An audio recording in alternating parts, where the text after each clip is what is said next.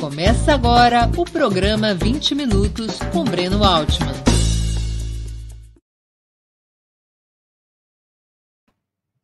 Bom dia! Está começando mais uma edição do programa 20 Minutos. O tema de hoje, os números finais das eleições 2020. Nós vamos conversar sobre os resultados do processo eleitoral municipal após o segundo turno, tentando consolidar os principais números que apontam quem venceu, quem perdeu, como é que ficou a situação nas principais cidades do país. Mas antes de dar início à exposição, algumas mensagens bem rápidas. A primeira dessas mensagens é um pedido para que vocês se inscrevam como membros pagantes do canal do Opera Mundi no YouTube. Para nós é muito importante essa colaboração. Basta você clicar em Seja Membro e aparecerá um cardápio de opções, valores que você decidirá conforme sua vontade e as suas possibilidades financeiras. São valores mensais que são pagos por esses membros e isso ajuda muito a financiar o canal do Opera Mundi no YouTube.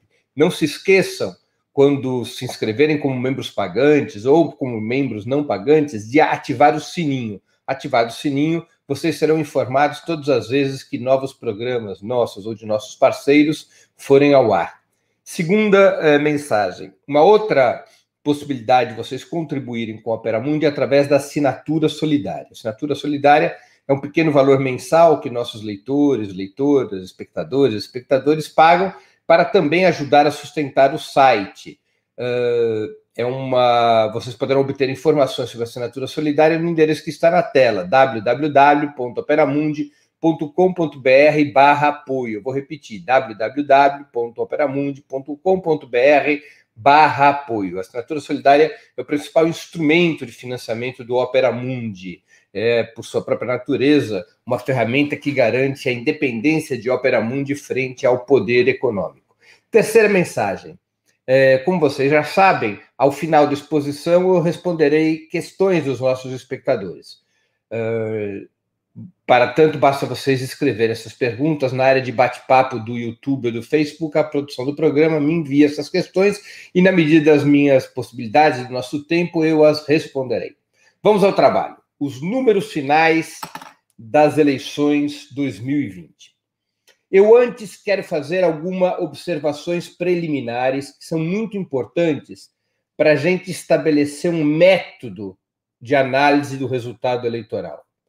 Uma análise eleitoral, ele tem critérios objetivos, que são critérios matemáticos, são os números que saem das urnas, e tem critérios subjetivos, a força política de determinado partido ou de determinado candidato, que não necessariamente está estreitamente vinculado aos números. Vou dar um exemplo clássico. Luiz Inácio Lula da Silva, em 1989, perdeu as eleições para Collor, foi derrotado eleitoralmente, mas conseguiu uma tamanha façanha política ao ir para o segundo turno, que isso foi um avanço e impulsionou a esquerda brasileira a um papel protagonista nas últimas 3 décadas. Então, também existem os critérios subjetivos que devem ser levados em conta. Segunda observação importante, pessoal. As eleições municipais quase nada têm a ver com as eleições presidenciais. Não vamos compreender as eleições municipais como ensaio para as eleições presidenciais, porque não é disso que se trata. São lógicas muito diferentes daquelas que os eleitores utilizam para o pleito municipal e para o pleito nacional. No pleito nacional é uma clara disputa política ideológica, é uma disputa de projetos, é uma disputa sobre o controle da economia e o controle do Estado. E o eleitor sabe disso. Ele presta muito mais atenção nos partidos, ele presta muito mais atenção nos programas, na disputa ideológica. As eleições municipais, especialmente nas cidades pequenas e médias, nessas cidades pequenas e médias, essa disputa política ideológica é muito mais diluída. Muito mais diluída. Muitas vezes o eleitor não está ligando muito para partido, não está ligando para o debate dos projetos nacionais. Ele tem uma relação de confiança, um vereador que ele conhece, um candidato a vereador que ele conhece, um candidato a prefeito que já foi diretor da escola ou do posto de saúde, ou que é um empresário bem-sucedido, ou que é um líder sindical. Então as relações são bem mais despolitizadas.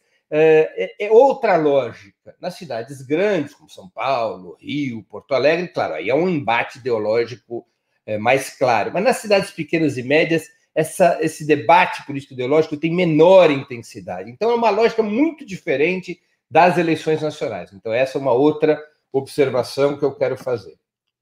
Uma outra questão.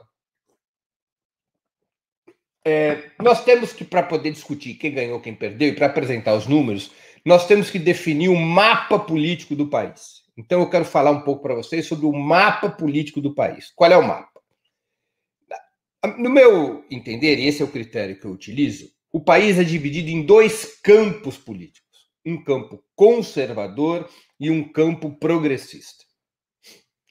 Cada um desses campos tem seus próprios blocos, ou frações, como vocês preferirem.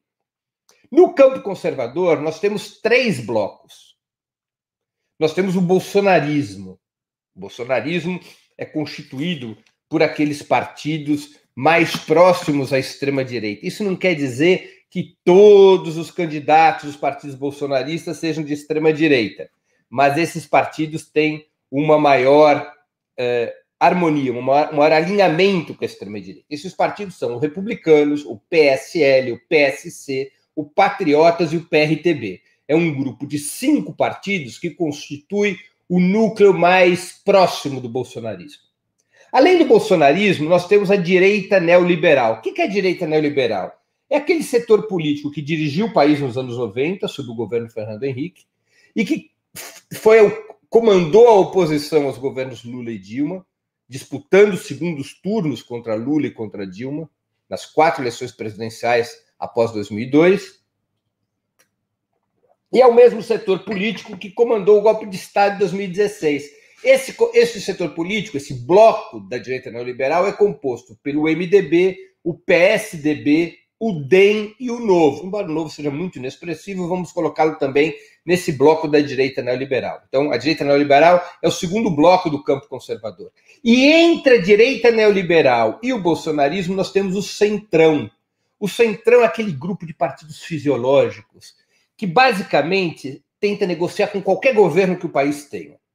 Faz parte do sistema político brasileiro, com a facilidade da criação dos partidos, dos financiamentos partidários. Isso fez com que surgisse um monte de partidos fisiológicos. Os principais deles são o PSD, o PP, o PL, o PTB, o Solidariedade, o PROS e o Avante. São todos partidos de direita, são partidos conservadores, mas são partidos fundamentalmente fisiológicos. São partidos que não têm projeto de poder ou projeto de país desenhado. São partidos que se acoplam a projetos de poder de outros blocos. Neste momento, o Centrão está alinhado ao Bolsonaro no parlamento, e por isso mesmo ganhou força nas eleições atuais, porque o Bolsonaro ajudou o Centrão com emendas parlamentares, com verbas ministeriais e assim por diante. Inclusive, cogita-se que Bolsonaro se filiaria a um dos partidos do Centrão, ao PP, para a candidatura à reeleição em 2022. Então, há um acordo entre o Centrão e o bolsonarismo. De toda maneira, o Centrão ele é um bloco entre o bolsonarismo e a direita neoliberal. O Centrão pode manter sua aliança com o Bolsonaro e compor uma coalizão para a disputa presidencial de 2022, ou pode se alinhar com a direita neoliberal numa alternativa contra o próprio Bolsonaro. Então, o Centrão é um pêndulo dentro do campo conservador. No campo progressista, nós também temos divisão, porque nós temos a esquerda, o PT, o PSOL e o PCdoB, além de partidos sem representação parlamentar, e nós temos a centro-esquerda, o PDT, o PSB e a Rede. São 2 setores diferentes do campo progressista. E nós temos um sexto bloco político, que eu chamo de pântano, que fica entre o campo conservador e o campo progressista, embora tenda mais a se alinhar ao campo conservador. O pântano é formado pelo Podemos, pelo Cidadania e pelo PV, pelo Partido Verde. Ora, eles estão com a direita neoliberal, na maior parte das vezes, ora, eles namoram com a centro-esquerda para tentar chegar a algum projeto comum. Chamo de pântano por conta desse seu papel pendular entre o campo conservador e o campo progressista. Um dos partidos do pântano, que é o Podemos, é muito mais próximo do campo conservador. O Cidadania e o PV tentam estabelecer atualmente relações com a centro-esquerda, não com a esquerda, não com o PT, com o PSOL, com o PCdoB, mas com a centro-esquerda, o PDT e o PSB. Portanto, esse é um mapa político a partir do qual eu vou trabalhar a análise. São 2 campos, conservador e progressista, e 6 blocos: o bolsonarismo, o centrão, a direita neoliberal, o pântano, a centro-esquerda e a esquerda. Tá bem? Então, essa é uma outra questão. Por fim, quais os critérios que a gente usa para avaliar as eleições? Os critérios objetivos. São 5. Número de votos para prefeito. Número de votos para vereador. Número de prefeituras conquistadas por cada partido, bloco ou campo. Número de vereadores conquistados por cada partido, bloco ou campo. E 5º critério, a população governada, o número de habitantes governados pelas prefeituras conquistadas pelos partidos, pelos blocos e pelos campos. Então, são esses 5 critérios que vão nos oferecer informações sobre quem venceu as eleições de 2020 do ponto de vista dos critérios objetivos. Para tanto, então, eu vou chamar a primeira tela. A primeira tela é a tela de votação para prefeito. Eu vou pedir aqui a produção que coloque essa primeira tela. Bom, olha só o que nós temos aqui. Estão agrupados pelos blocos aos quais eu me referi. Por que votação para prefeito no primeiro turno? Porque no segundo turno você tem uma mistura de preferências com vetos, né? O segundo turno não é utilizado para critério de estabelecimento da votação de cada partido, porque muitas vezes o eleitor vota no segundo turno num candidato que ele até não gosta, mas para derrotar um que ele gosta ainda menos. Portanto, o critério que se usa para avaliar a força de cada partido em termos de votação para a prefeitura é o voto no primeiro turno, que é quando o eleitor claramente define sua preferência. A esquerda teve 10,50% dos votos para prefeitos em 2016. Caiu para 9,77%, uma queda de 0,8 ponto percentual. A esquerda perdeu 800 mil votos. Nós depois analisaremos o quadro propriamente da votação da esquerda, mas vocês repararão, já dou a dica, de que houve uma pequena queda do PT, um pequeno crescimento do PSOL e um desabamento do PCdoB, que levou a essa perda de 800 mil votos na esquerda entre 2016 e 2020. A centro-esquerda caiu muito mais do que a esquerda, caiu de 15.744.000 votos para 10.600.000, uma queda de participação no eleitorado de 15,19% para 10,36%. De toda maneira, o campo progressista, que tinha tido 25,69% dos votos em 2016, dos votos para prefeito, caiu para 20,13% dos votos. É uma queda de 5 pontos percentuais. É uma queda importante do campo progressista, ou seja, cai o campo progressista e cresce o campo conservador. O pântano ficou mais ou menos do mesmo tamanho, como vocês podem ver, ao redor de 6 milhões de votos e uma participação entre 5,7% e 5,9% do eleitorado. A direita neoliberal caiu muito, de 38 milhões de votos para 28 milhões e 800 mil votos. Vocês veem que a direita neoliberal perdeu para prefeito alguma coisa como 9 milhões de votos, com a sua participação decaindo de 36,66% para 28,13%. O centrão cresceu de 23,62% para 28,47%, ganhando mais de 4,5 milhões de votos entre uma eleição e outra. 24.475.000 em 2016, 29.150.000 em 2020. E o bolsonarismo também cresceu o bolsonarismo teve ao redor de 6.900.000 votos em 2016, com uma participação de 6,65, e praticamente dobrou em 2020, para 12.370.000 votos, com uma participação de 12,08%. Portanto, por este critério, a gente vê claramente qual é a primeira conclusão do processo eleitoral. Uma vitória do campo conservador sobre o campo progressista, com o campo conservador crescendo sua votação para prefeitos e o campo progressista reduzindo. O campo progressista perdeu ao redor de 5 milhões de votos entre 2016 e 2020. Quem perdeu esses votos foi fundamentalmente a centro-esquerda e não a esquerda. E o campo conservador cresceu. Mas o campo conservador cresceu com a direita neoliberal perdendo praticamente 9 milhões de votos. Quem cresceu foi o Centrão e o bolsonarismo. Então, nós temos vitória do campo conservador sobre o campo progressista, um crescimento do campo conservador. E nós tivemos esse recuo do campo progressista não a partir de um recuo da votação da esquerda, do PT, do PSOL e do PCdoB, mas um recuo da votação da centro-esquerda, principalmente do PSB, mas também do PDT de Ciro Gomes. Enquanto que o campo conservador cresceu, não porque subiu a votação de MDB e PSDB. Esses dois partidos, PSDB e MDB, foram os que mais perderam votos, se compararmos a eleição para prefeito de 2020 com 2016. O DEM cresceu e, principalmente no campo conservador, cresceu o Centrão e cresceu o bolsonarismo. Para vocês verem como a análise que tem sido vendida pela grande imprensa, ela é falsa. Ela é triplamente falsa. Não é verdade que o bolsonarismo tenha perdido as eleições, embora o Bolsonaro tenha sofrido várias derrotas. Perdeu nos grandes centros urbanos, candidatos que ele apoiou foram derrotados, mas o bolsonarismo, como estrutura político-ideológica, cresceu, se capilarizou. Perdeu grandes centros, mas se capilarizou pelo país. O Centrão, que é aliado do bolsonarismo, que é uma reserva estratégica do bolsonarismo, também cresceu. A aliança entre o bolsonarismo e o Centrão, hoje, correspondem a 40% dos votos para prefeito, quando correspondiam a 30% em 2016. Basta somarmos os percentuais de Centrão e bolsonarismo que estão na tabela que vocês estão vendo na tela.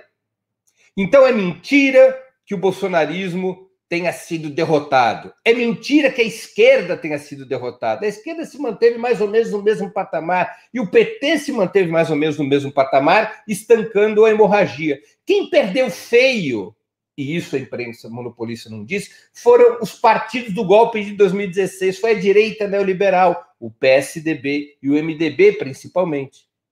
Então, vocês veem, não é verdade que o Bolsonaro tenha sido derrotado, não é verdade que o PT e a esquerda tenham sido derrotados, e não é verdade que o centro liberal, PSDB e MDB, tenham sido vitoriosos. O truque que a imprensa monopolista faz, e infelizmente alguns analistas do campo progressista cometem esse mesmo erro, compram esse mesmo peixe podre, é juntar o Centrão com a direita neoliberal, porque aí os votos do PSD e do PP, que são aliados do Bolsonaro, fazem engordar o voto da chamada centro-direita. A imprensa monopolista bota no mesmo pacote a direita neoliberal e o Centrão para criar a centro-direita e poder dizer que a centro-direita ganhou as eleições e que os extremos perderam, o bolsonarismo e a esquerda. É uma análise falsa, como vocês podem ver.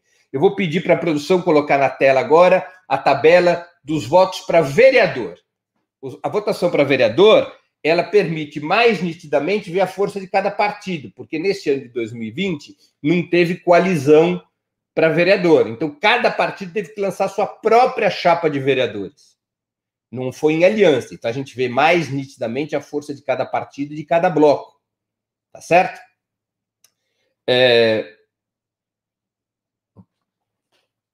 Além do mais, muitos partidos não conseguem lançar candidato a prefeito, mas lançam sempre candidatos a vereador.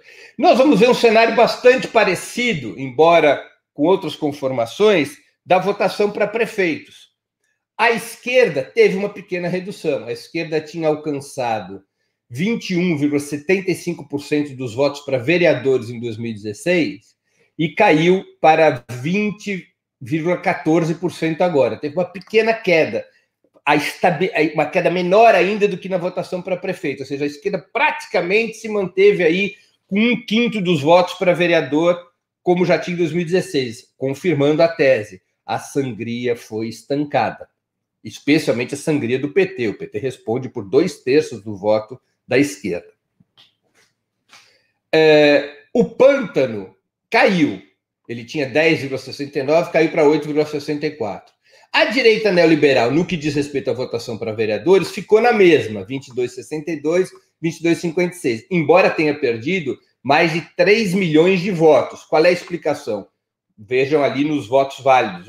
Nos votos válidos das eleições deste ano corrente, eles foram muito abaixo dos de 2016. Nós tivemos nulos e brancos em muito maior quantidade. Então, você teve 14 milhões a menos de votos válidos, por isso que o percentual se mantém estável, embora os blocos tenham perdido votos. Quer dizer, por exemplo, a esquerda perdeu 2 milhões de votos, mas perdeu apenas 0,8%, 0,8 ponto percentual, não é? Então, a explicação é essa, porque diminuiu o número de votos válidos. A esquerda caiu um pouco, a centro-esquerda caiu um pouco, mas dentro de um certo patamar de estabilidade. O pântano caiu 2 pontos percentuais, a direita neoliberal ficou na mesma, o centrão subiu aqui também, de 26,53% para 31,53%. E o bolsonarismo teve uma pequena subida, menor do que a que teve para prefeito, 13,26% para 14,68% dos votos. Novamente, a coalizão centrão-bolsonarismo alcança ao redor de 45% dos votos para vereador. 45% dos votos para vereador.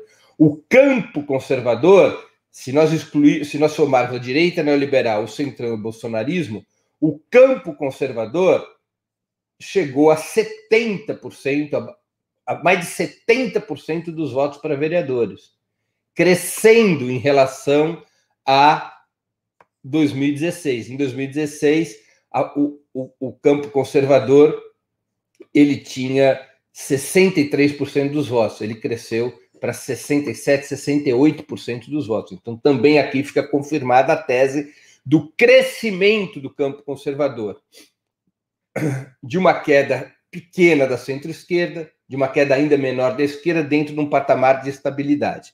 Então, dentro desse critério, também aqui nós podemos perceber uma vitória do campo conservador, com um crescimento relativo do bolsonarismo, do centrão, estabilidade da direita neoliberal, nesse caso, ao contrário do que aconteceu na votação para prefeito, queda do pântano, queda da centro-esquerda, 1 ponto percentual, uma queda menor da esquerda nesse critério. Agora vamos para uma outra tabela, que é o número de prefeituras de cada bloco. Para vocês verem. A esquerda tinha conquistado 341 prefeituras em 2016. Caiu para 227. A centro-esquerda caiu de 738 para 565. Novamente aqui nós vamos ver que o campo conservador faz maioria, amplia sua maioria percentual. Atualmente o campo conservador controla 80% das cidades. Se nós somarmos o pântano, 85% das cidades, ampliando sua maioria em relação a 2016. Isso aqui no que diz respeito ao número de prefeituras. Vamos ao número de vereadores. A tabela vereadores. O mesmo perfil nós vamos ver. O campo conservador, se nós incluirmos o pântano, chega a 83% dos vereadores do país. Em 2016, era de 80%. Agora é de 83%, 84%. O campo conservador ganhou e cresceu em relação a 2016. Vamos agora fazer um comparativo mais geral entre os campos. No comparativo pelo voto de prefeito. Peço para subir aqui na tela. Olha só aqui, a evolução dos blocos ideológicos conforme o número de votos para prefeito. Então, aqueles dados todos que eu já me referi, mostrados de uma maneira comparativa agora. Então, nós vemos que a esquerda ela cai de 10,5% para 10,25% do eleitorado, ela se mantém, portanto, praticamente estável. O PT cresce de 6,60% dos votos para 6,83%, cresce a participação do PT no eleitorado. A participação do PT no bloco de esquerda também cresce de 62,88% para 66,63%. Portanto, aquela história de que o PT estaria sendo superado dentro da esquerda brasileira, do ponto de vista de critério matemático, isso não é verdadeiro. Vocês veem aqui que o PT cresceu sua participação no bloco de esquerda, ao contrário de cair. O PSOL cresceu um pouquinho, o PSOL cresceu de uma participação eleitoral de 2,03% para 2,24%, hoje representa 21,89% dos votos do bloco de esquerda, e o PCdoB despencou. O PCdoB caiu de 17,83% dentro do bloco para 11,47%, ou de 1,87% do eleitorado para 1,18%. A centro-esquerda também caiu fortemente, como eu já tinha dito, de 15,19% do eleitorado para 10,86%. O PDT caiu de 6,19% para 5,31%, o PSB despencou de 8,04% para 5,17%, e a Rede também caiu muito, de 0,96% para 0,39%. O pântano se manteve mais ou menos na mesma, como vocês podem ver. A direita neoliberal despenca de 36,66% para 29,50%. Novamente fica aqui comprovado, o PSDB foi o partido que mais perdeu eleitores. Olha aqui, a perda de eleitores do PSDB de 7 milhões de votos. Nenhum partido perdeu tantos eleitores para prefeito como o PSDB. Em seguida, o MDB, que perdeu 5 milhões de votos. O bloco da direita neoliberal só entrou em colapso porque a votação do DEM cresceu de 5 milhões e 106 mil votos para 7 milhões e 986 mil votos. O Centrão, como já tinha dito, cresce muito. Cresce 4,5 milhões de votos e aumenta sua participação de 23,62% para 29,86%. Dentro do Centrão, os partidos que mais cresceram foram o PSD e o PP. Juntos, eles pularam de 13 milhões e 900 mil votos para 17 milhões e 500 mil votos, praticamente. Né? É um crescimento importante. A participação do Centrão, com isso, cresce para quase 30% do eleitorado. E o bolsonarismo, também aqui o número dos partidos do bolsonarismo, como é que funcionou o crescimento. Vamos agora na eleição para vereadores.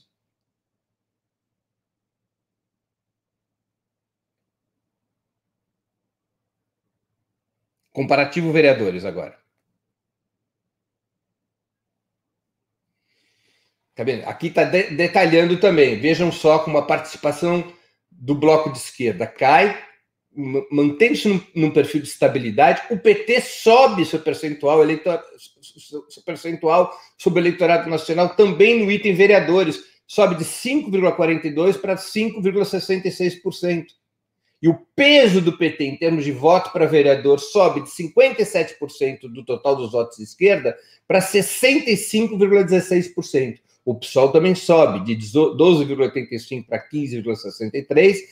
Participação nacional de votação do PSOL também sobe de 1,22% para 1,36%. Aqui é um perigo, né? Porque isso aqui é abaixo da cláusula de barreira. É abaixo da cláusula de barreira.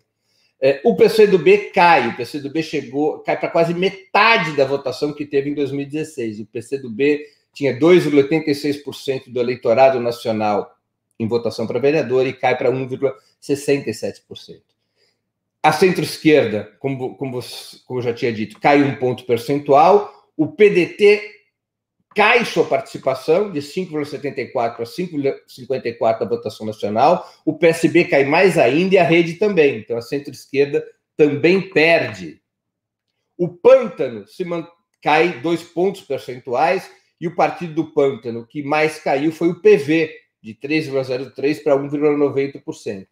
Na direita neoliberal, você tem praticamente estabilidade, como eu já tinha dito, mas é uma estabilidade na qual o PSDB cai muito também na votação para vereador. O PSDB perde na votação para vereador quase 3 milhões de votos.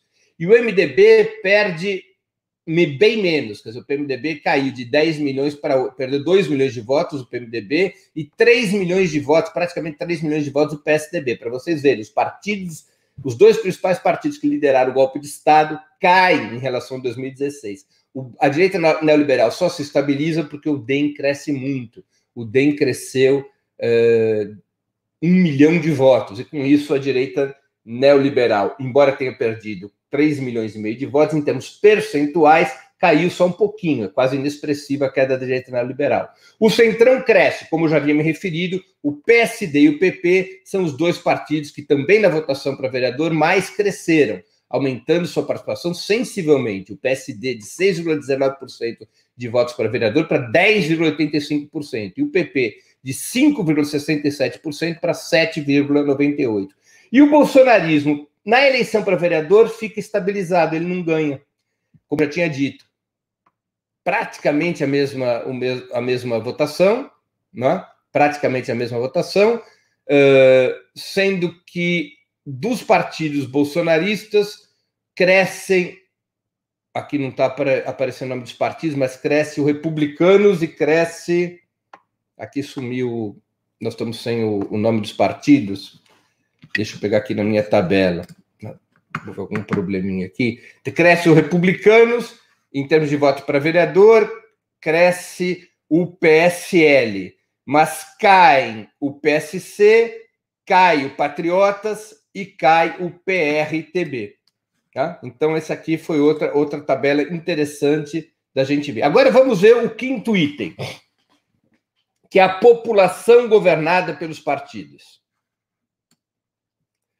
Então, aqui nós temos praticamente total, assim, faltam, esses dados são sempre do TSE, e estão faltando alguns municípios que o TSE não contabilizou, porque estão sob júdice. Por isso que nós vamos ter números um pouco abaixo da população brasileira, mas é quase a totalidade da população. Então, aqui estão os partidos e os blocos, quanto que eles governam, qual a população que eles governam, as prefeituras que conquistaram. A esquerda cai de 4,56% da população governada para 4,27%. É uma pequena queda que a esquerda sofre. O PT tem uma pequenininha queda de 3,13% da população governada, 6 milhões e 33 mil habitantes. Sobe um pouquinho em números absolutos, mas como a população cresceu, em termos percentuais, o PT cai para 2,98% da população governada. O PSOL cresce um pouquinho. Cresce bem em termos percentuais, mas ele tinha quase nada, 14.246 habitantes governados por prefeituras do PSOL. O PSOL tinha apenas 2 pequenas prefeituras.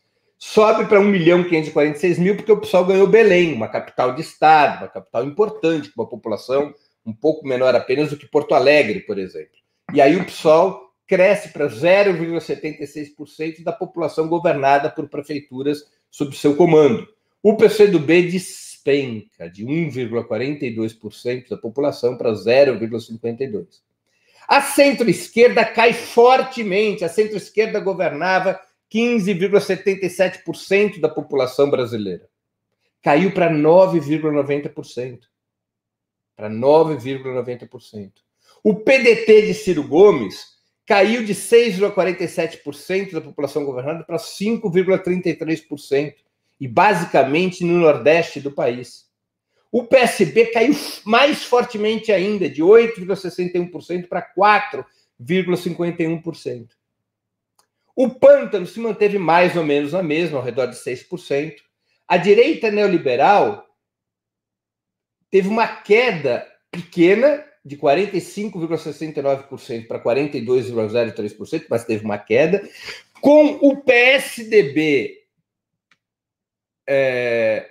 despencando. O PSDB cai de 25,12% da população governada para 16,81%. O PSDB praticamente se converteu em um partido paulista, praticamente se transformou num partido paulista. O MDB também cai, embora bem menos do que o PSDB, e o DEM sobe muito. O DEM praticamente mais que dobra seu percentual de população governada, dando sustentação a direita neoliberal, impedindo uma queda mais dramática da direita neoliberal. Embora, neste item, população governada, a direita neoliberal seja o bloco político mais forte, porque ela governa prefeituras com 42,03% da população. O Centrão cresceu muito, o Centrão teve um crescimento nesse item da população governada de quase 50%. De 21,34% para 30,31%. Novamente, aqui os partidos que mais cresceram foram o PSDB e o PP. O bolsonarismo também cresceu no item população governada, pessoal, mostrando que a tese da derrota do bolsonarismo é uma tese equivocada. O Bolsonaro teve muitas derrotas políticas, mas o bolsonarismo como estrutura de extrema-direita, não. Tanto é assim que ele governava 6,88% da população e passa a governar 7,44% da população. Se houver coalizão entre o bolsonarismo e o centrão, esse bloco, essa coalizão centrão-bolsonarismo, ela estaria governando quase ao redor de 38% da população brasileira, praticamente se equiparando à direita neoliberal. Mas vocês podem ver também por aqui como o campo conservador, a soma da direita neoliberal, do centrão e do bolsonarismo, governa a esmagadora maioria da população brasileira. A soma dá 80%. Se nós somarmos o pântano, que nesses casos costuma estar com o campo conservador, vai 85%, 86%. Na verdade, o campo progressista hoje governa para 15% da população em termos de prefeituras, enquanto o campo conservador chega a 85%. O que também demonstra a vitória do campo conservador. Finalmente, vamos ao último dado, que é a população nas 94 maiores cidades do país. E aqui eu já vou começar a entrar, não apenas com critérios objetivos, mas também com os critérios subjetivos para a análise. Nas 94 maiores cidades, nós vamos ver uma situação bem diferente. A esquerda cresce de 1,37% para 4,52% da população. O PT, que governava apenas para 0,52% depois das eleições de 2016, passou a governar para 2,66%. O PT praticamente multiplicou por 5 a população que governa, embora o PT não tenha vencido em nenhuma capital do país, mas venceu em cidades importantes do chamado G96, que são as capitais, as 26 capitais, mas os 70 maiores municípios. O PT ganhou em Juiz de Fora, o PT ganhou em Contagem, o PT ganhou em Mauá, o PT ganhou em Diadema, e isso permitiu aumentar a quantidade de cidadãos que são governados pelas prefeituras das 94 maiores cidades. O PT cresceu nesse nicho das 94 maiores cidades. O PSOL também. O PSOL tinha 0 habitantes nas 94 maiores cidades, subiu para 1,5 milhão, o que corresponde a 1,86%, porque conquistou a prefeitura de Belém. E o PCdoB, que tinha 665 mil habitantes em prefeituras governadas por esse partido, caiu para 0, o que impediu um crescimento mais vistoso da esquerda nesse nicho. Olha que o crescimento da esquerda, embora em números pequenos, é importante, é um crescimento de mais de 3 vezes. Né? É um crescimento que, se o PCdoB tivesse mantido sua votação anterior, poderia representar aí já para cima da barreira dos 5%. A centro-esquerda caiu, a centro-esquerda governava para 14,44% da 43% da população, caiu para 9,55%, perdeu 4 milhões de habitantes governados por suas prefeituras. O Ciro Gomes, o partido Ciro Gomes, e o Ciro Gomes tem dito que o PDT, isso e aquilo, caiu de 6,48% para 5,45%. Perdeu aí 800 mil habitantes em prefeituras governadas por esse partido. O PSB despencou. O PSB perdeu 2 milhões e 400 mil habitantes nas prefeituras que governam. E sua participação caiu para 7,28% da população para 4,10%. O Pântano caiu pela metade, de 8 milhões e 400 para 4 milhões e 200, como vocês podem ver. A direita neoliberal se manteve mais ou menos na mesma, nesse bloco das 94 cidades. Cresceu um pouquinho, não é? Cresceu um pouquinho. Mas por que cresceu? Cresceu porque o DEM aumentou muito sua participação. O DEM quase que triplicou a sua participação, de 4.856.000 habitantes para 14.274.000 habitantes, governados por prefeituras que comanda. A participação do DEM subiu de 6,15% para 17,70%, enquanto o PSDB despenca, perdeu 10 milhões de habitantes governados por esse partido. Sua participação foi de 38,05% para 25,32%. O MDB sobe um pouco, também compensa a queda do PSDB, mas fundamentalmente foi o crescimento do DEM que permitiu à direita neoliberal manter peso no grupo das 94 maiores cidades. O Centrão também cresce dobrando a sua participação, de 9,02% para 21,25%. Neste item, população governada nas 94 maiores cidades, o bolsonarismo despenca. Aí está a fragilidade do Bolsonaro. Ele cai de 10,05% de participação para 3,69%, de 7.935.000 habitantes para 2.978.000, perdeu 5 milhões de habitantes. Que conclusão que a gente pode tirar, então? Embora o campo conservador tenha estabelecido uma ampla maioria em população governada, conforme a tabela anterior, hoje governando para 85% da população brasileira nas prefeituras que dirige, e o campo progressista apenas 15%, nas maiores cidades a situação muda um tanto de figura. Muda um tanto de figura porque há sinais de que a esquerda começa a se recuperar nos grandes centros urbanos. O PT e o conjunto da esquerda começam a se recuperar nas maiores cidades. Exatamente as cidades onde o bolsonarismo toma uma maior pancada. Então, o bolsonarismo realmente perde nas 94 maiores cidades, que são as capitais, as cidades mais populosas. A esquerda cresce, a centro-esquerda perde, o pântano perde, a direita neoliberal se mantém e o centrão cresce. Então, esse é o quadro que a gente enfrenta. Vamos agora tentar amarrar tudo isso e concluir a exposição para eu poder responder algumas perguntas. Foi uma exposição longa porque eu queria apresentar esses números completos. Podemos já tirar a tabela? Eu vou pedir para a produção me preparar.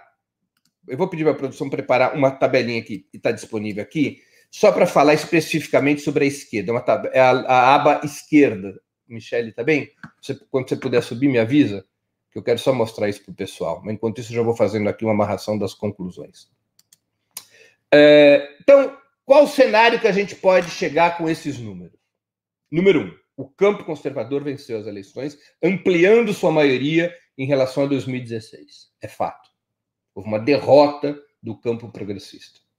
Segundo, as forças políticas que mais perderam não foram as pontas do mapa político, o bolsonarismo e o PT, como a grande imprensa tenta dizer. As forças políticas que mais perderam foram exatamente a ala moderada do campo conservador, que é a direita neoliberal, PSDB, MDB e DEM, e só não perdeu mais porque o DEM cresceu, e a centro-esquerda, a ala moderada do campo progressista. Veja que curioso, os dois blocos ao centro foram os que mais perderam em número de votos para prefeito, em número de votos para vereador, em número de prefeituras e em número de vereadores.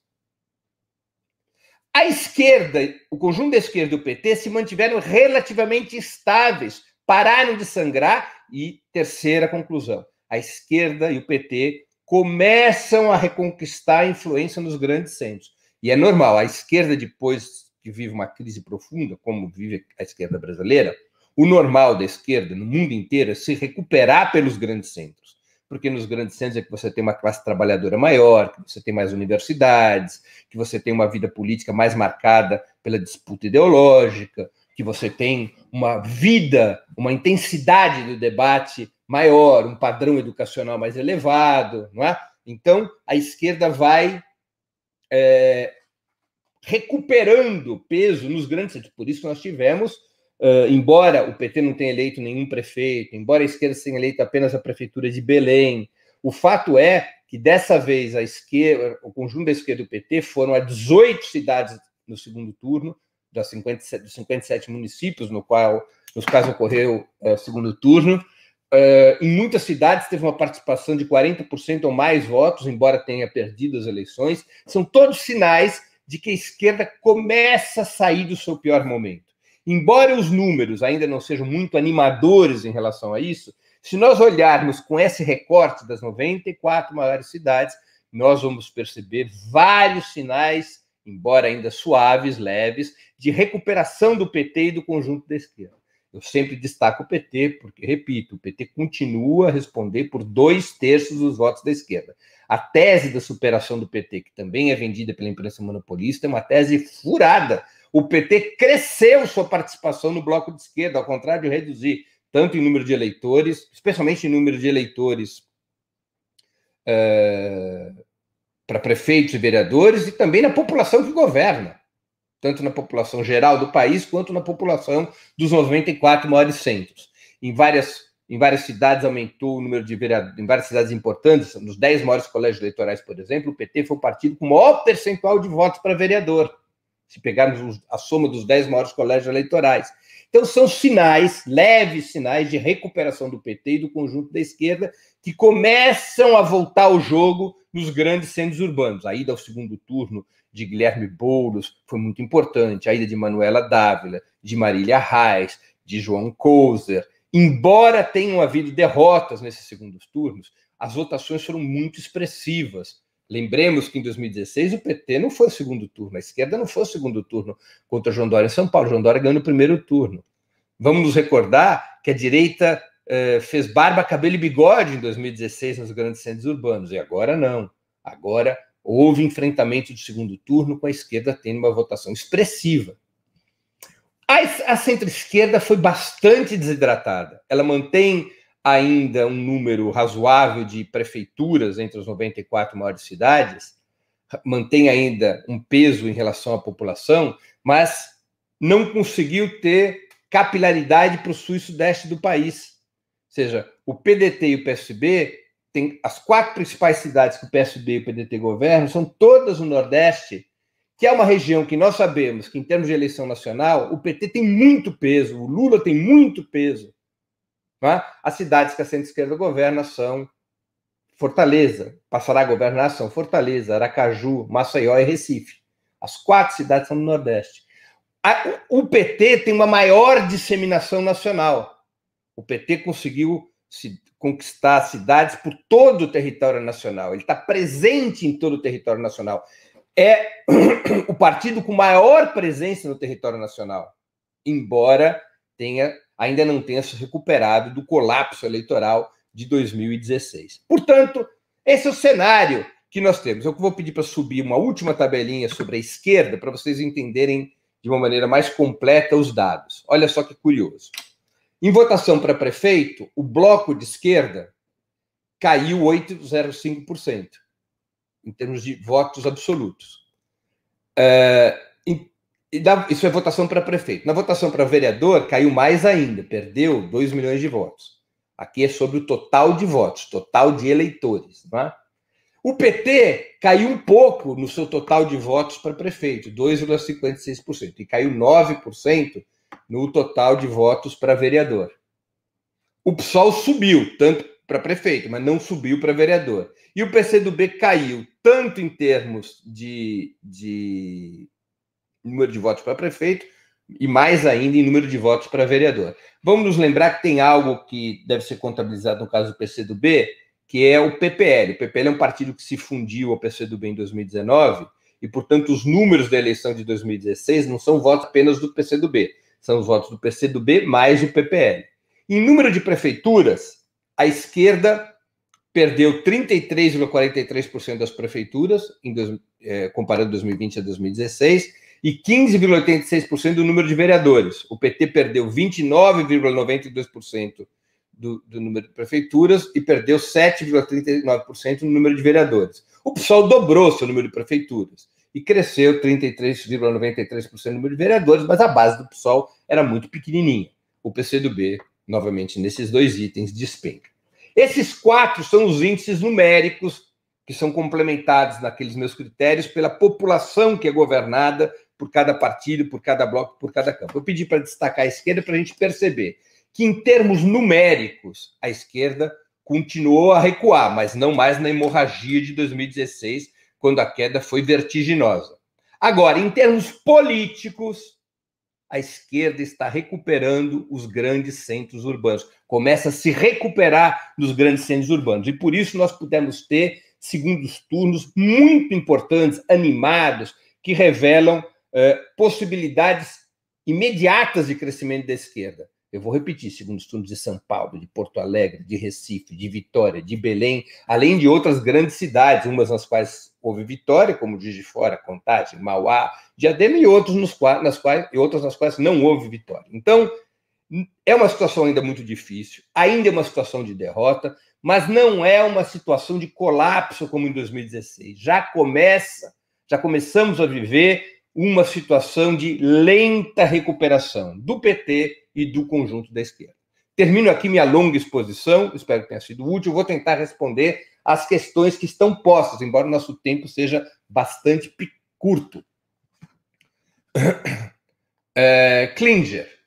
Não é verdade que as eleições municipais sejam dissociadas das eleições nacionais. Afinal, é nos municípios que os partidos usam sua força para alavancar a representação na Câmara Federal. Não, Klinger não diz que estão dissociadas das eleições nacionais, estão dissociadas das eleições presidenciais. Você tem toda a razão sobre a representação na Câmara dos Deputados. As eleições municipais, elas pavimentam as eleições parlamentares, mas não as presidenciais.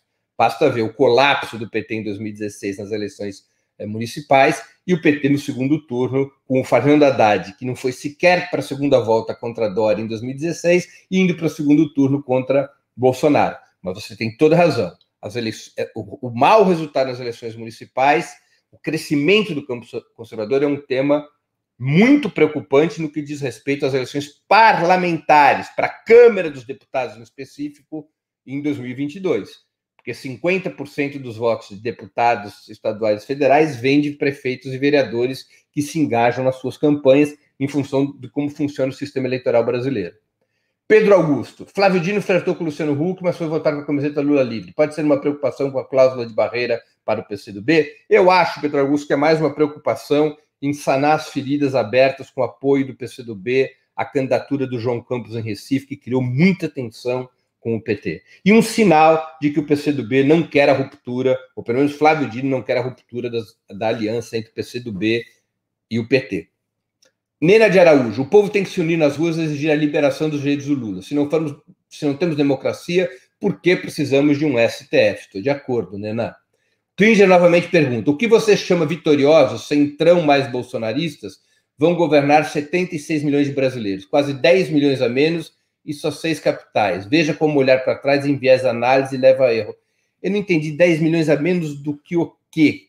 Porque se nós olharmos para a população brasileira,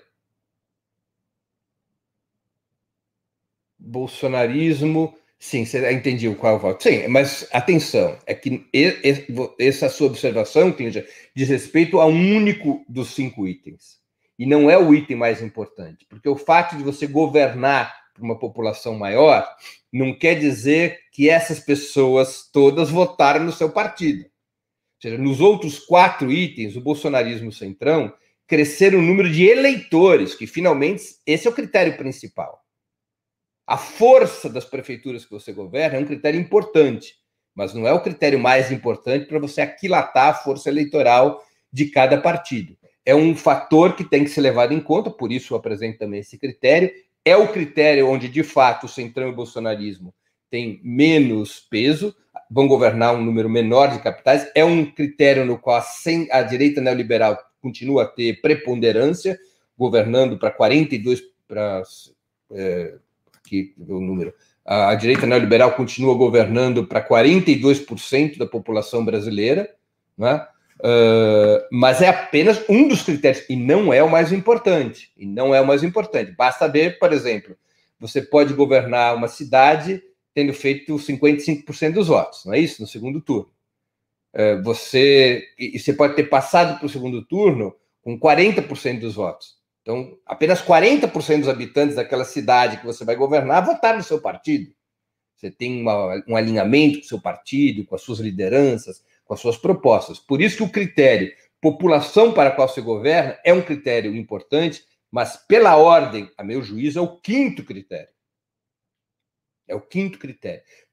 É um critério que a gente até pode colocar em terceiro lugar, se preferir, ou seja, acima do número de prefeituras e acima do número de vereadores, não tem problema, mas está abaixo de outros dois critérios, o número de votos para prefeito e o número de votos para vereador, porque este voto para prefeito e para vereador é que determina o volume do apoio que cada partido, cada bloco e cada campo tiver nas eleições municipais.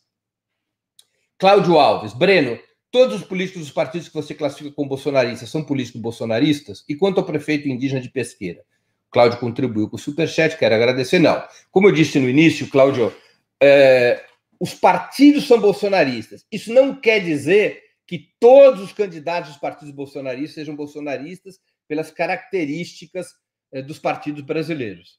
Assim como não quer dizer que todos os candidatos, assim como há candidatos bolsonaristas nos partidos do Centrão, nos partidos da direita neoliberal, nos partidos do Pântano, até em partidos de centro-esquerda a gente encontra um ou outro candidato bolsonarista, porque o sistema brasileiro é um sistema pouco rígido. Na verdade, só os partidos de esquerda são realmente ideológicos. Os outros são muito permeados por negociações locais, pelas características regionais e assim por diante. Wilton Santos, Breno, você não acha que se não fosse a pandemia e o auxílio emergencial, os resultados da esquerda não seriam melhores? Talvez sim, né, Wilton? É difícil você fazer uma afirmação contrafactual, né? Ou seja, como é que você avalia uma situação que não existiu? Talvez sim. A pandemia tendeu a atrapalhar mais a esquerda do que a direita, porque a esquerda faz campanha de rua, a esquerda faz campanha casa a casa, a esquerda faz a campanha bairro a bairro, e a pandemia atrapalhou isso. Nós não pudemos ter mobilização forte como é o comum. A direita tem mais dinheiro, a direita usa mais as redes sociais, e, portanto, a pandemia atrapalha menos a direita do que a esquerda. E o auxílio emergencial, claro, ajudou o Bolsonaro. Maria Luísa Porto, qual a sua opinião sobre a última declaração do Jacques Wagner? Bom, Maria Luísa, isso é uma outra conversa. Vou responder muito esteticamente. Um desastre, um desrespeito e um desastre, além de um grave erro político. Tudo o que a direita quer é tirar Lula do processo da disputa política. Porque Lula é o candidato que pode derrotar o campo conservador. Nenhum outro candidato reúne as mesmas condições de derrotar o campo conservador do que Lula. Nenhum outro candidato permite a retomada do processo de mudanças interrompido pelo golpe de 2016. Nenhum outro candidato representa a derrota do golpe de Estado de 2016.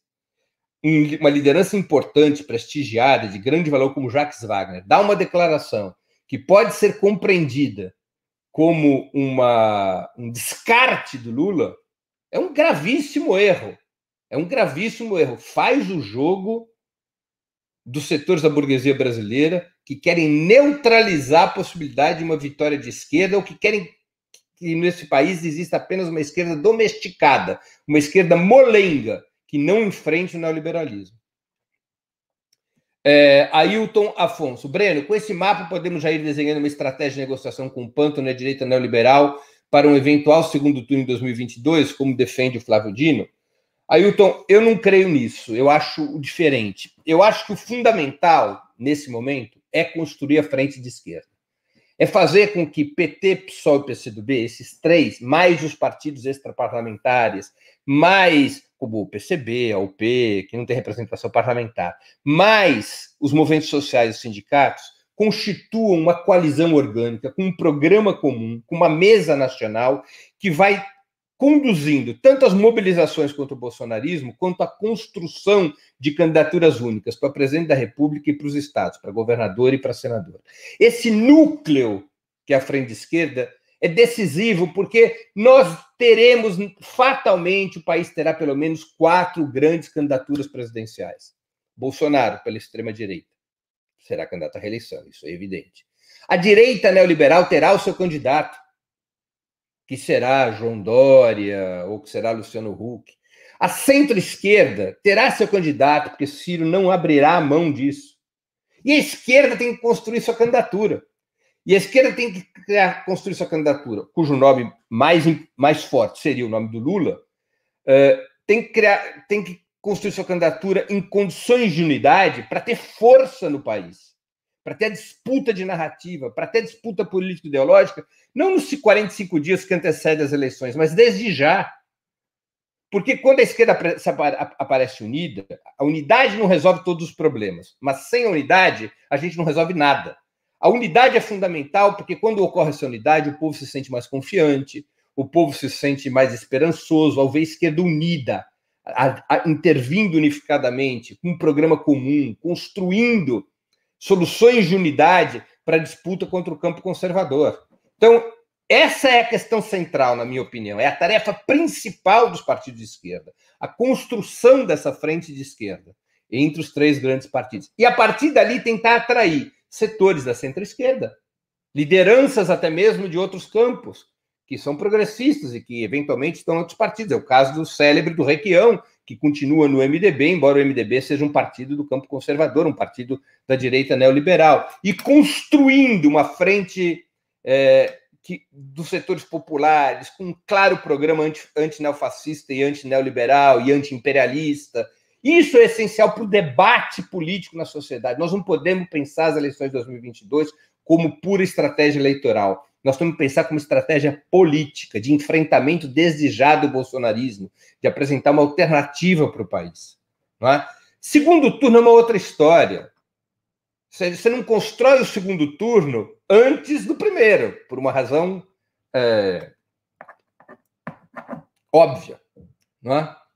Por uma razão óbvia. Então, o que nós temos que fazer é nos preparar para a disputa de primeiro turno. Essa é a tarefa fundamental. Construir segundo turno sem esse processo de luta política seria, a meu juízo, um devaneio. Ou seja, representaria um grave erro, a não ser que exista gente no campo progressista querendo construir candidaturas já de aliança com o Centrão, com setores do Centrão da direita neoliberal, como parece ser, por exemplo, o caso do Ciro, em recente entrevista que ele deu a um articulista do UOL, o Leonardo Sakamoto. Não é? Fábio Bonafini, bom dia, Breno. Como avaliar a passagem do comando da direita neoliberal do PSDB, originário do MDB com laços antigos com inteligência liberal, para o DEM, vindo da Arena? Isso ainda os diferencia? Não houve propriamente passagem de comando, Fábio. Houve um crescimento do DEM e uma queda do PSDB. Como isso irá afetar a direita neoliberal? Ainda não está claro. Há setores do DEM que propõem atrair para essa coalizão com a direita neoliberal a centro-esquerda. Ou seja, não é mistério para ninguém que Rodrigo Maia tem um certo flerte com Ciro Gomes. Especula uma chapa entre a centro-esquerda e a direita neoliberal para enfrentar o bolsonarismo e o PT, e a esquerda. Agora, outros setores do DEM, como o Assemineto, enfim, os setores mais tradicionais do DEM, são contra isso, são favoráveis a manter a aliança com o PSDB e com o MDB e ter uma candidatura desse bloco em 2022. E há ainda setores dentro do DEM que são aliados ao Bolsonaro, porque o DEM é dos partidos da direita neoliberal mais próximo do Centrão. Cadu Lacerda, que também contribuiu com o Superchat. A perda de participação dos municípios prejudica a capilaridade do PT ou deve servir de estímulo e foco para 2022? E como atrair o trabalhador Uber? Olha, Cadu, primeiro, obrigado pela contribuição. O que eu acho, o PT não perdeu capilaridade. A perda que o PT teve em número de prefeituras foi relativamente pequena. E o que ele perdeu foram pequenas cidades diminutas, em troca de ter se recuperado dos grandes centros. A esquerda sempre cresce pelos grandes centros. O PT, o que ele tinha, era um saldo de cidades do período em que foi governo federal. Além de cidades que foram conquistadas por ele controlar governos de estado importantes, como da Bahia, do Ceará, não é? No Nordeste do país. Mas o normal é a esquerda ter força nos grandes centros e a direita ter força nas cidades menores. Então, essa recuperação do PT nos grandes centros, além de ser o normal, ela é bastante alvissareira, quer dizer, ela aponta por uma lenta recuperação do Partido dos Trabalhadores, como disse a presidente do PT, Gleisi Hoffmann, um processo e não um salto pelo qual o PT se reconstrói nos grandes centros urbanos. O PT precisa se reconstruir nos grandes centros urbanos para poder recuperar protagonismo na vida política do país. Com isso, concluo o programa 20 Minutos de hoje, que acabou sendo um programa de 1h05. Eu queria agradecer a audiência, a todos que nos acompanharam, em particular agradeço a quem fez as perguntas, mais ainda a quem fez contribuições através do Superchat ou se tornou membro pagante do canal do Opera Mundi no YouTube. Nós vamos voltar a nos ver no programa 20 Minutos, na próxima sexta-feira, às 11 horas da manhã. E amanhã, quinta-feira, dia 3 de dezembro, às 20 horas, teremos mais uma edição do programa Sub-40, programa de entrevista com homens e mulheres com menos de 40 anos. Amanhã será uma entrevista especialíssima. Eu vou entrevistar a candidata unificada da esquerda às eleições presidenciais no Peru, Verônica Mendoza. Verônica já disputou as eleições presidenciais últimas no Peru, teve 18% dos votos e agora concorre como favorita a derrotar a direita. Então vai ser a primeira entrevista internacional do programa Sub-40, amanhã às 8 horas da noite, nos canais do Opera Mundi, no YouTube, no Twitter e no Facebook. Portanto, temos esses dois encontros marcados, Sub-40, dia 3 de dezembro, às 8 horas da noite, e mais um programa 20 Minutos, dia 4 de dezembro, às 11 horas da manhã. Até lá e um grande abraço. Para assistir novamente esse programa e a outras edições dos programas 20 Minutos, se inscreva no canal do Opera Mundi no YouTube. Curta e compartilhe nossos vídeos, deixe seus comentários. O jornalismo de Opera Mundi é mantido com o seu apoio. Faça uma assinatura solidária em www.operamundi.com.br. Com um pequeno valor mensal, você nos ajuda no desenvolvimento de um jornalismo independente e de qualidade. Obrigado pela audiência e até a próxima.